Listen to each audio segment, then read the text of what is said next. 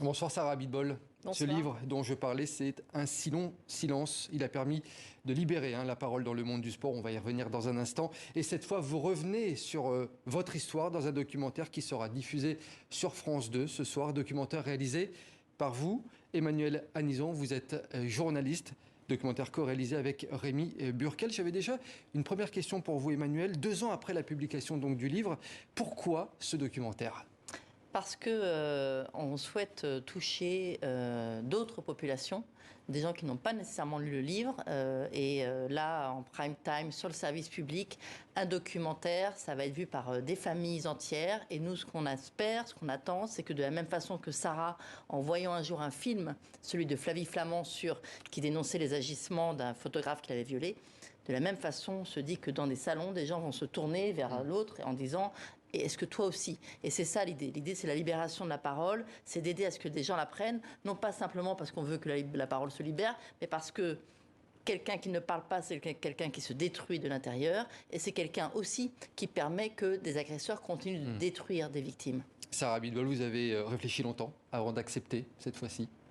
Pour le documentaire, oui et non, parce que je pensais effectivement que ma petite notoriété, cette visibilité de documentaire sur France 2 serait d'une aide précieuse pour toutes ces victimes qui sont aussi dans le combat. Donc non, j'ai pas hésité parce que plus on en parlera, plus on libérera la parole et plus on sauvera des gens. Et je vous propose justement de regarder un extrait de ce documentaire.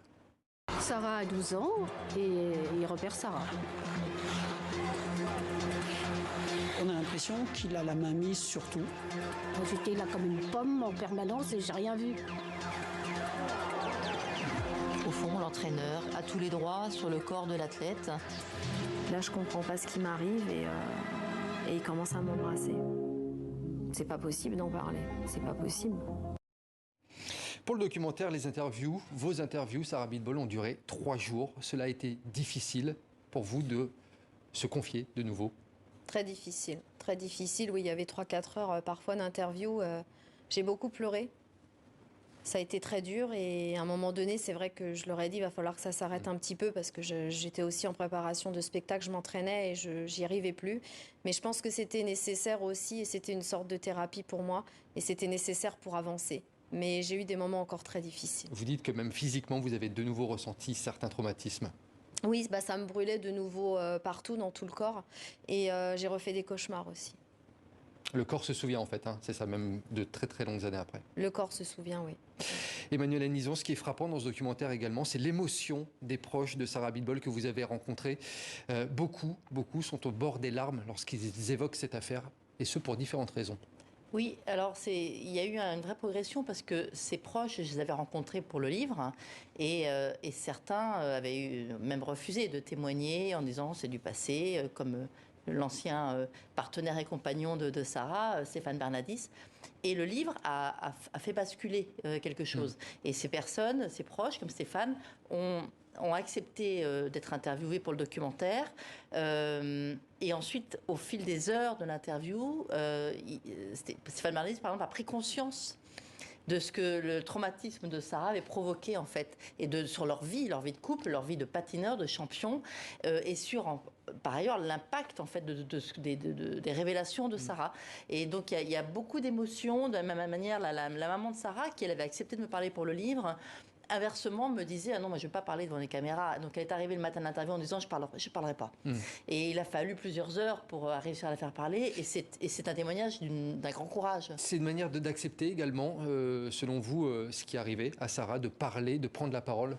Oui, bien sûr. Je pense aussi pour les proches que c'était important qu'ils parlent et qu'ils ne soient plus dans la honte aussi, mais qu'ils soient dans la fierté. Et je pense que maman a parlé par amour et je leur remercie aujourd'hui très fort pour tout ça. Oui, parce que je crois que votre maman, elle n'était pas spécialement d'accord pour que le livre sorte à l'époque. Non, effectivement, elle m'a dit « T'es sûre, Sarah, parce que tout le monde va le savoir. Est-ce que tu signes Sarah Abitbol ? Est-ce que tu signes un autre nom ?» Et j'ai dit « Maman, il faut que je le fasse. » Et maintenant, effectivement, elle est très fière.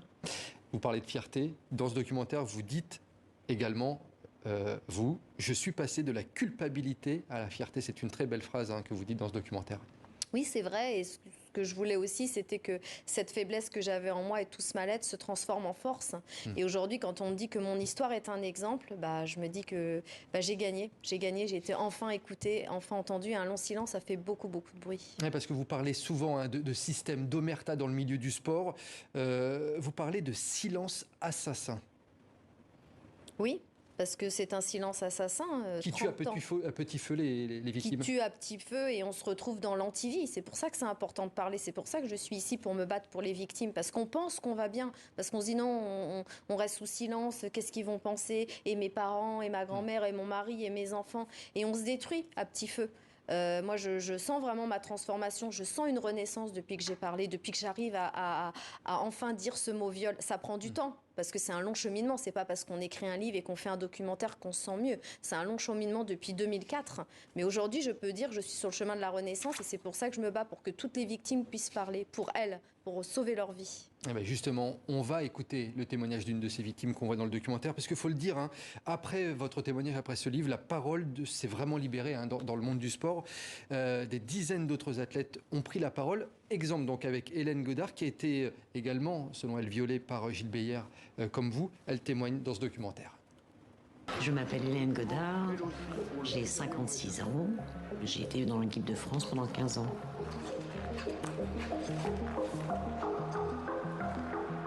J'ai été agressée par Gilles Beyer, j'ai 13 ans et demi. Au départ, je ne suis pas tellement ouverte à reparler de tout ça. Et puis, Emmanuel Anison m'a parlé de Sarah Abitbol. Sarah, je vois très bien la petite patineuse à l'époque et donc ça m'a remué de savoir que finalement, elle aussi avait été violentée par Gilles Beyer. Pour moi, ma relation avec Gilles Beyer, ça a duré moins d'un an, quelques mois. C'était mon année de troisième. Donc à ce moment-là, je n'envisage même pas de porter plainte. Je ne sais même pas que ça existe, que je suis victime. Je reste persuadée, si j'avais porté plainte, je crois qu'il aurait payé. Maintenant, il y a prescription. Emmanuel Anison, c'est la première fois que Hélène Godard parlait de ce qui lui arrivait dans votre documentaire. Pourquoi, tant d'années après? C'est grâce au témoignage de Sarah Abitbol qu'elle a enfin pris la parole. En fait, Hélène Godard, on l'a rencontrée pendant l'enquête pour le livre. Elle se posait beaucoup la question de savoir si elle parlait en donnant son nom ou en ne le donnant pas. Elle a finalement accepté de le donner pour l'enquête dans l'Obs à l'époque. Et c'est vrai que là, pour le documentaire, en fait, elle a franchi un pas elle aussi.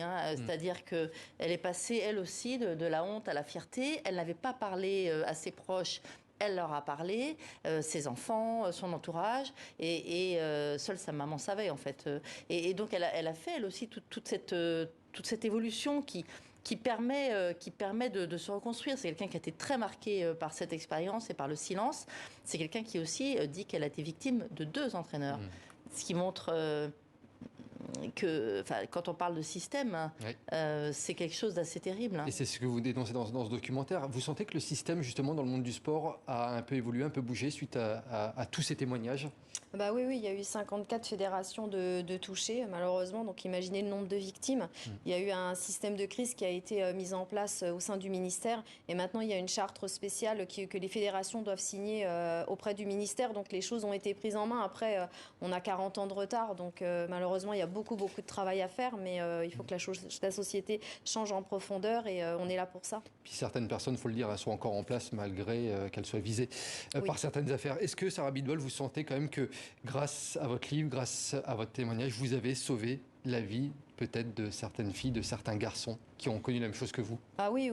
Et lorsque je reçois beaucoup de messages et lorsque je reçois un message en disant « Vous avez sauvé mon enfant », parce qu'une jeune fille est allée porter plainte, qu'elle a lu mon livre, qu'elle a surligné tous les mêmes passages qu'elle avait subis et elle a dormi avec mon livre à côté de moi et qu'elle est allée porter plainte avec mon livre et qu'elle a eu la force de le faire et que maintenant elle marche la tête haute et que sa maman me dit « Vous avez sauvé mon enfant », moi j'ai gagné ma journée. Et vous, Sarah Abitbol, comment vous allez aujourd'hui? Je vais de mieux en mieux.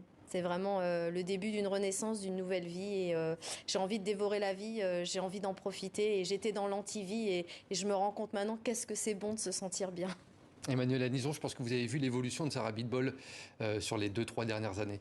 Ah oui, la première fois que j'ai vu Sarah, elle était recroquevillée dans un canapé, elle ne pouvait pas sortir de chez elle seule, elle était avec ses petits chiens comme autant de petites peluches et elle avait peur de tout. Et aujourd'hui, Sarah, à partir du moment où elle a travaillé, elle a parlé, elle s'est vraiment redressée. Je l'ai vue aujourd'hui, quand elle vient me voir, elle peut traverser Paris en conduisant sa voiture et ça ne pose plus de problème.